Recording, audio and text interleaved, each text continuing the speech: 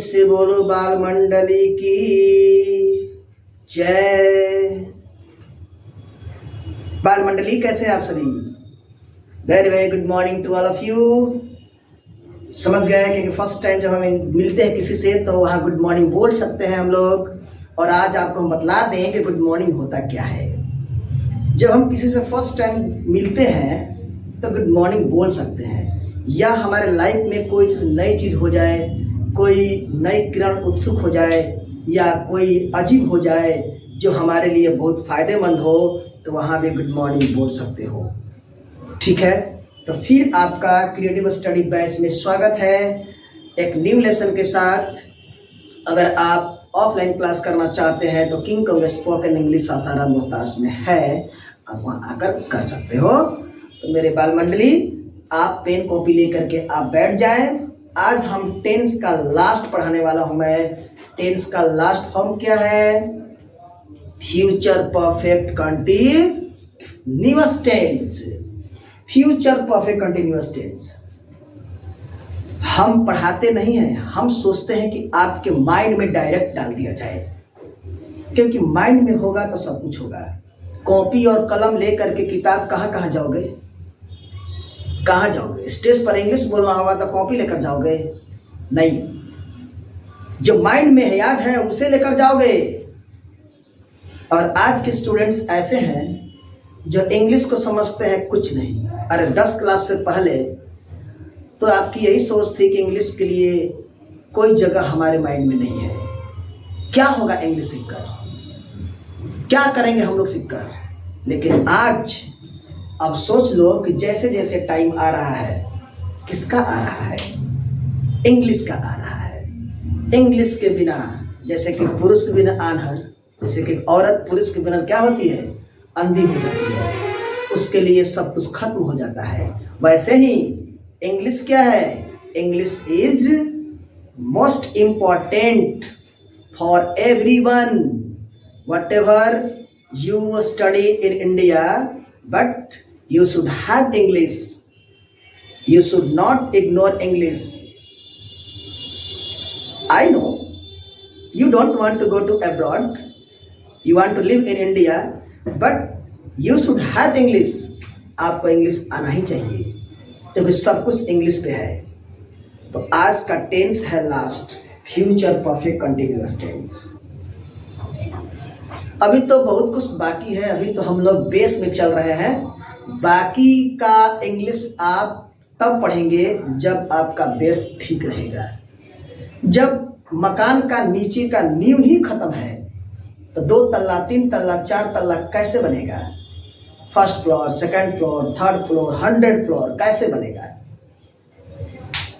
देखो क्या होता है कि चलो पहले कुछ बात करेंगे बाद में, पहले हम चलते हैं लेसन के ऊपर।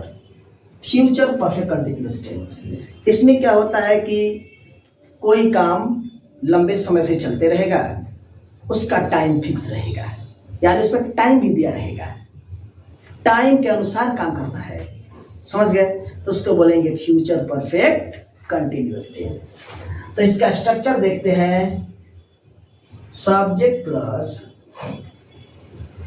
will have been या shall have been, इसको ऑब्लिंग बोला जाता है। shall have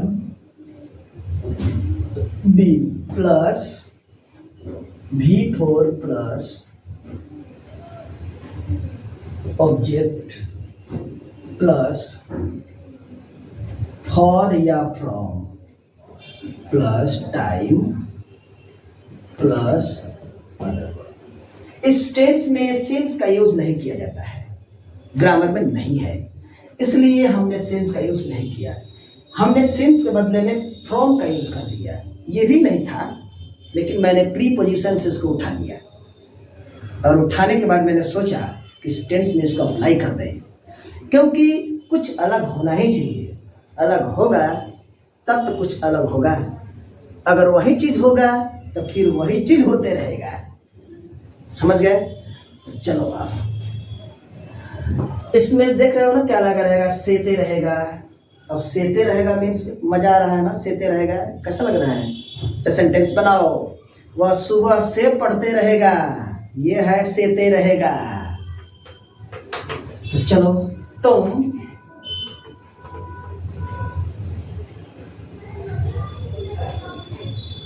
सुबह से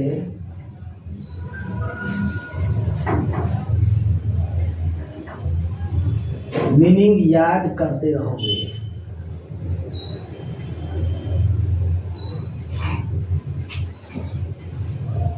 किसी के साथ भी विल हैव बीन लगा देना, शैल हैव बीन समझ ही रहे हो कि आईवी के साथ, और मन करेगा तो किसी के साथ। You will have been remembering, word meaning कब से, सुबह से। सिंस मॉर्निंग नहीं रहेगा, अब जहां सिंस लगता था वहां हम फ्रॉम यूज कर देंगे। क्या यूज करेंगे? फ्रॉम। From morning. और संख्या लग जाए 2 4 5 6 10, तो इसके लिए क्या करेंगे? फॉर तो पहला, जो पहले का पुराना नियम है, इसको तो आप लोग सुन चुके हैं और देख चुके हैं, कोई इसके बारे में सोचना नहीं है। जैसे वे लोग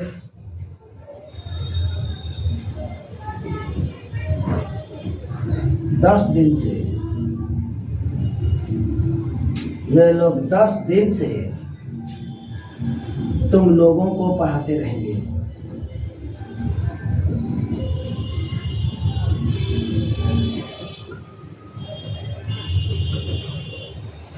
तो दे विल हैव बीन,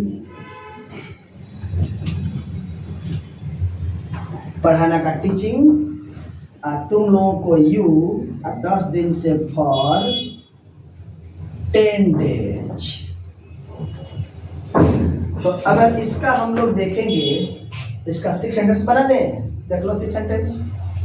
वे लोग 10 दिनों से तुम लोगों को नहीं पढ़ाते रहेंगे। They won't have been teaching you for 10 days. क्या वे लोग 10 दिन से तुम लोगों को पढ़ाते रहेंगे? Will they have been teaching you for 10 days? क्या वे लोग 10 दिन से तुम लोगों को नहीं पढ़ाते रहेंगे? Won't they have been teaching you for 10 days? वे लोग 10 दिनों से तुम लोगों को क्यों पढ़ाते रहेंगे? Why will they have been teaching you? अब वे लोग 10 दिन से तुम लोगों को क्यों नहीं पढ़ाते रहेंगे? Why won't they have been teaching you for 10 days? ये रहा प्रैक्टिस। तो चलो ऐसे प्रैक्टिस करते हैं। वह 2 दिन से यहाँ आते रहेगा। He will have been coming here for 2 days. वह 2 दिन से यहाँ नहीं आते रहेगा। He won't have been coming here for 2 days. क्या वह 2 दिन से यहाँ आते रहेगा? Will he have been coming here for 2 days? क्या वह 2 दिन से यहाँ नहीं आते रहेगा? Won't he have been coming here for 2 days? वह 2 दिन से यहाँ क्यों आते रहेगा? Why will he have been coming here for 2 days? वह 2 दिन से यहाँ क्यों नहीं आते रहेगा? Why won't he have been coming here for 2 days? तुम सुबह से काम करते रहोगे। You will have been working from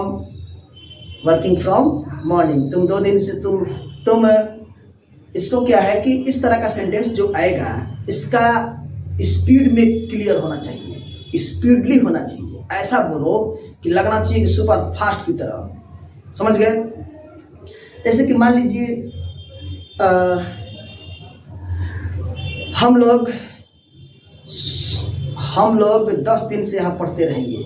We will have been studying here for 10 days। हम लोग 10 दिन से यहाँ नहीं पढ़ते रहेंगे। We won't have been studying here for 10 days। क्या हम लोग 10 दिन से यहाँ पढ़ते रहेंगे? Will we have been studying here for 10 days? क्या हम लोग 10 दिन से यहाँ नहीं पढ़ते रहेंगे? Won't we have been studying here for 10 days? हम लोग 10 दिन से यहाँ क्यों पढ़ते रहेंगे? Why will we have been studying here for 10 days? हम लोग 10 दिन से यहाँ क्यों नहीं पढ़ते रहेंगे? Why won't we have been studying here for 10 days?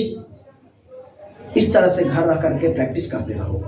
अब हम लोग चलेंगे टेंस के बाद कुछ स्ट्रक्चर की तरफ, जो बहुत ही अहम भूमिका रखते हैं इंग्लिश बोलने में। उनका बहुत बड़ा रोल है इंग्लिश बोलने में।